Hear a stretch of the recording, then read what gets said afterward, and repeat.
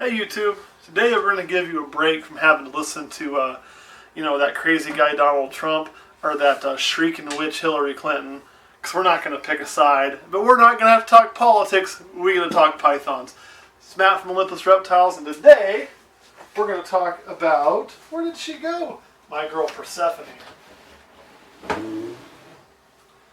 This is a really cool gene. This is what's called a black pastel.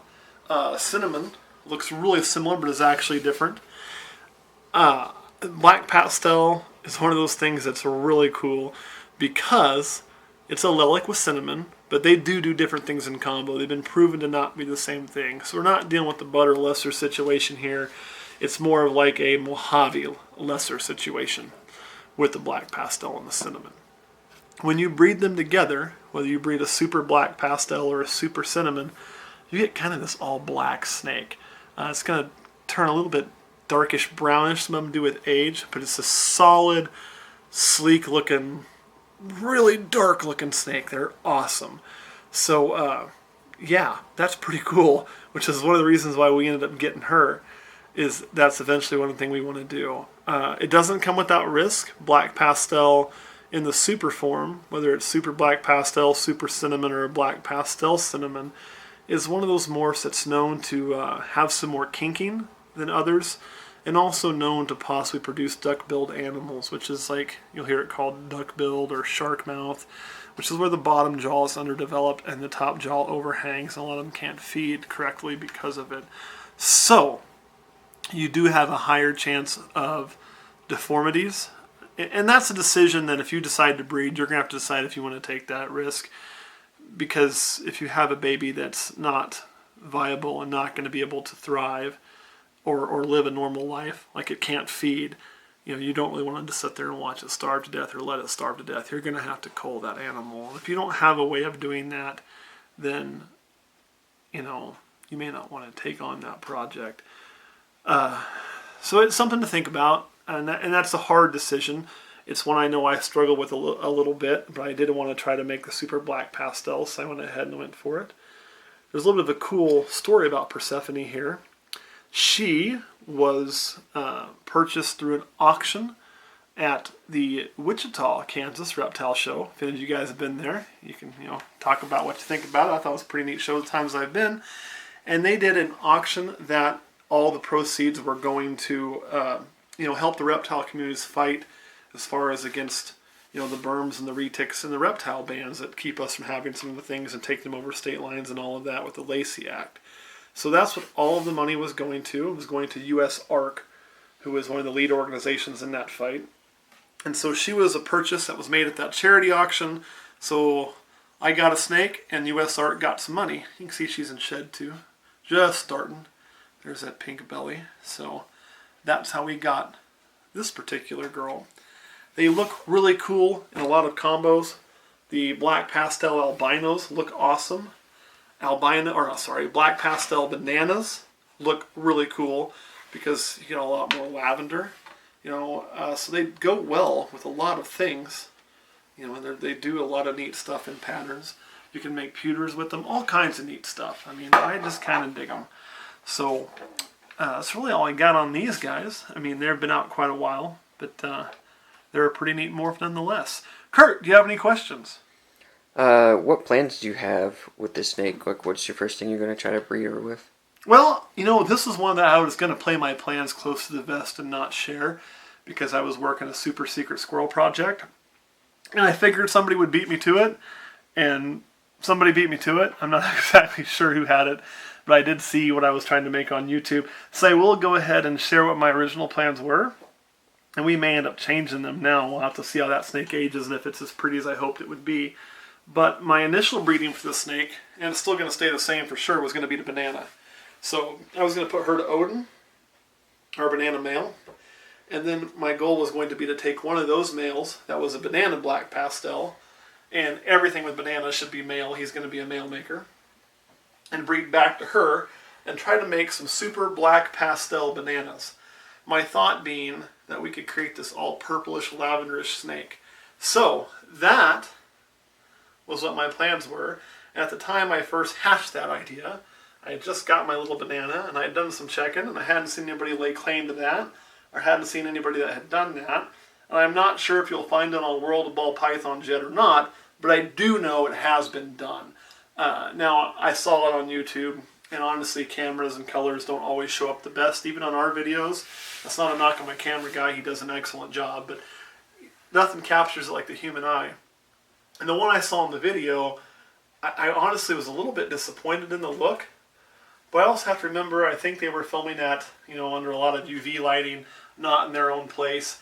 And so I think under the right lighting, seeing it in person, it has the potential to still be this really cool, all lavender, beautiful snake with kind of a sheen to it. That's what I'm hoping it is. So that's why I'm still looking at doing that project. But that's what my initial plan was with Persephone here, this girl. Any other questions, Kurt? No. But Kurt does bring up an interesting point. He asked me about what my plan was with her. And if you watch the last few videos, or the next few videos, depending on what order we release this stuff in, you'll hear me talk a lot about this is my plan with this snake, and this is my plan with that snake. And we get a lot of comments from people that are saying, hey, I just got into ball pythons, and I really like your videos because they've been helpful to me. So one thing I want to tell you that you may have read before or not, depending on how much research you've done, but it's completely true, is when you start breeding ball pythons, if you think you're going to get rich quick, man, you're wrong. You're just not. It's not going to happen. That's not saying you can't make money at this, and you can't even eventually make a living at this. I believe you can. But it's not a get-rich-quick scheme. It's not a fast money scheme. It's going to be nothing like that. It's going to be a long-term, project. You better love what you do. You really have to, man, you have to love what you do. And the best way to love what you do is to be excited about what you work with. So whenever you're getting a new snake, I always try to get it with an eye of, what do I want to do with this? Like, where do I want to take this project? What do I want to see? Or what have I seen that I want to recreate? Or what's something really cool and new that I want to do with this snake? So that way, that whole time I'm growing it up, and that whole time I'm investing time into it, sometimes it's going to be 7 or 8 years from the projects that I want to do. But I stay excited because I have this, this goal in sight with that animal, and it keeps you driving, to that goal. And I think that is one of the most important pieces of advice I can give anybody is when you get that snake, have a plan if you're going to breed. If you're just getting a pet, man, get a pet and enjoy the pet. Have a couple of them for just pets. Have 40 of them for just pets if that's what you want to do. And then just get what catches your eye, But if you want to breed, have an idea. Like when you pick up that snake at the show and you look at it, you should be thinking, man, what can I do with it? If I buy this, what's going to keep me excited about this snake? What can I make? What can I go? Where's this project going to lead? So you keep that passion, you keep that drive. Because if you don't have that passion and you don't have that drive, not only will you not last in the industry, but your customers are going to see that too. And if your customers see that you don't have a passion about what you're doing, why the hell would they buy from you? And I don't think you can really fake that. I really don't. So have that mindset. And I think I've mentioned it for me or before, but for me, it's zebra bees. And we're going to have a shot at our first zebra bee this coming year. And it's like, I cannot wait for my calendar to hit breed time. And when it hits breed time, I'm going to be like driving everybody in the house crazy waiting for eggs. And then when eggs get hatched, I'm going to be like trying to force the calendar to go forward to 58 days so I can see what's in there. Because I'm so stinking excited and I'm so stinking just driven and happy about it. And you got to have that to keep at this or it'll just burn you out. So that's the piece of advice I want to give to all of you new breeders out there. Find that goal and stick with it. The other thing is, as long as we're on this topic, I'm kind of going off a little bit of a rant. Nobody's probably going to watch this anyway, but hopefully you do. Is don't Google. Just stay off of Google and don't ever type in, is the ball python market dead or how's the ball... Don't do it, because you're going to get all these naysayers. The market's dead, the market's this, it sucks, blah, blah, blah, blah, blah. Screw all that. The market's not dead, it's just different.